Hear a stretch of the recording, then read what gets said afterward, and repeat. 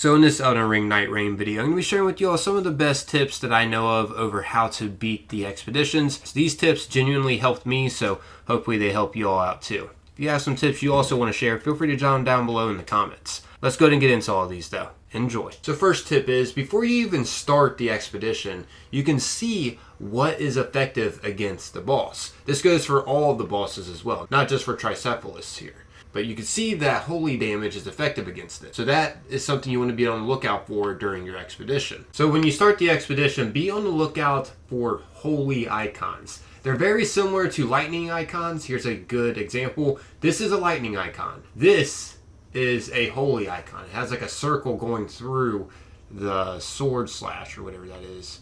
And here it has like lightning going through the sword slash. Be on the lookout for these because this will reward you with holy gear that you can use to take on the boss. Once you take out the boss at the church, you will be guaranteed a weapon that will do holy damage. For an example here, I got the Monk's Sacred Flame Blade, and next to the blade, it shows the holy icon, which means it deals out holy damage. Another tip to keep in mind, since we're on the topic of how holy damage does a lot of damage against this boss, make sure to break the glowing crates around in these giant churches because they will drop plenty of holy grease for you to pick up. Which holy grease makes it so you will deal holy damage. Even if you have a bow and you use holy grease, your arrows will still do holy damage. So definitely worth it to be checking around at these churches, even if there isn't a holy icon at the church specifically, because you will, be able to find holy grease, so you'll still be able to do holy damage, even if you don't find a weapon that always does holy damage. Another tip to keep in mind and can be easily missed,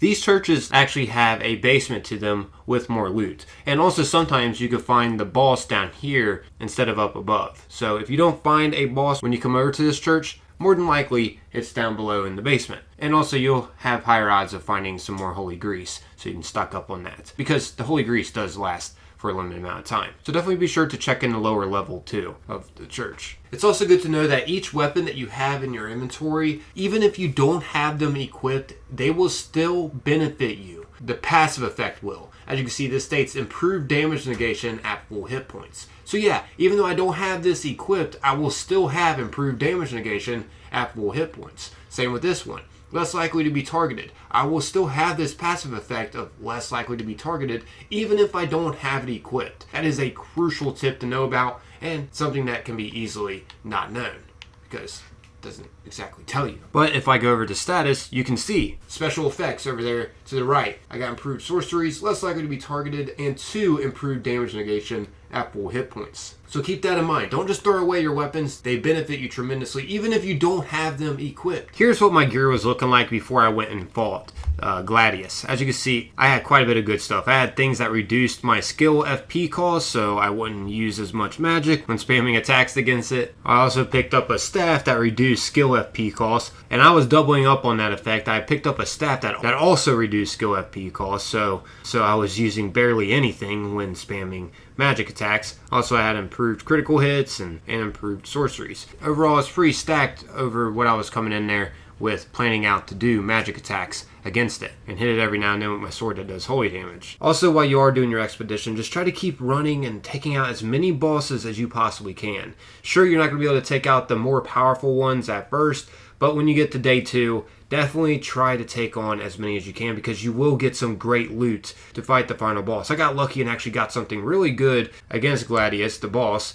As you can see here, I got the Golden Order Seal, and it has something called Discus of Light, and one of the passive effects on it is reduced skill FP cost. So it doesn't cost as much to be spamming out this Discus of Light, which did a lot of damage against it. And not only are you having a potential chance of getting good gear from taking out the bosses and stuff, you can also get buffs to help power you up too. If you see a buff you may like, you can choose that instead of the 2 gear pieces you get to choose from at the end. Also, of course, you get runes too to help level you up even more.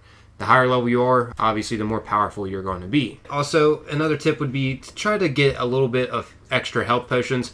This is where the health potions will be located at these icons here on the map. There's quite a few around, but honestly I recommend just getting 1 or 2. I recommend not wasting too much time going after the health potions, but if they're nearby, of course, go and grab them. But if you have to trek all the way across the lands to get one, I don't recommend that. I think worrying about leveling up and getting good gear will benefit you more than an extra health potion. As you know, you only have a certain amount of time during each day, so it's best to do as much as you can during each day. Because if you're good at dodging, you really won't have to rely on health potions. I only had 4 when I went up against the final boss here and defeated him pretty easily. I only used 1. I only used 2 at the end. I only used 2 by the end of it. And there's always warming light that you can purchase and stuff like that. Next tip will be to check the fortresses. There's going to be plenty of enemies in here to help you get runes to level up, and potentially a boss too will be in here. This is what the icon for the fortress will look like. Also at the top there's a map that you can interact with, and if you do interact with it, things will be revealed that are nearby, such as like scarabs that contain powerful accessories that'll help you out, and buried treasure too. And typically within these buried treasures there's stone sword keys. Also at the top of here you can find staffs too, if you're into magic. Typically their passive skills do benefit with magic. Speaking of magic, I do recommend before going to fight the boss, if you do use magic, definitely be sure to purchase Starlight Shards. I also like to get this flask here that'll give you a shield that'll help protect you from a lot of damage. And when you're going up against this boss specifically, it's good to know at 75%, he is going to start to split into 3.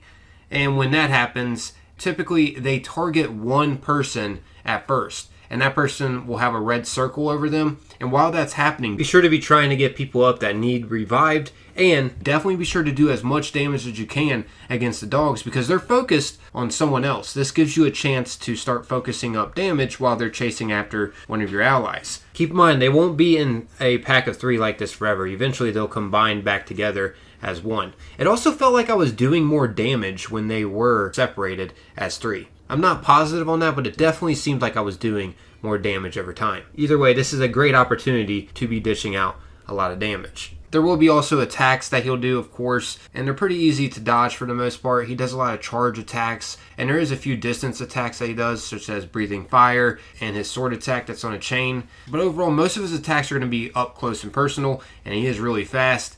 And something to keep in mind, if you do manage to get enough holy damage on him, he'll start glowing yellow, and this means the holy damage effect is affecting him, which means he'll be temporarily flinched. So make sure while he is like that to try to target up on him, because you will have a higher chance to break his stance, and that will make him fall. So yeah, hopefully these tips help you out on defeating this boss and other bosses as well. I try to throw in tips that will help you not only, but with all bosses. I just used this boss as an example. Of course, all the bosses aren't weak to holy damage. I showed you in the beginning of how to find out what bosses are weak to. I genuinely try to share things that helped me that will hopefully help you too. But yeah, I'm out of here though, everyone. As always, most importantly, appreciate y'all taking the time, watching and listening. Until next time, peace.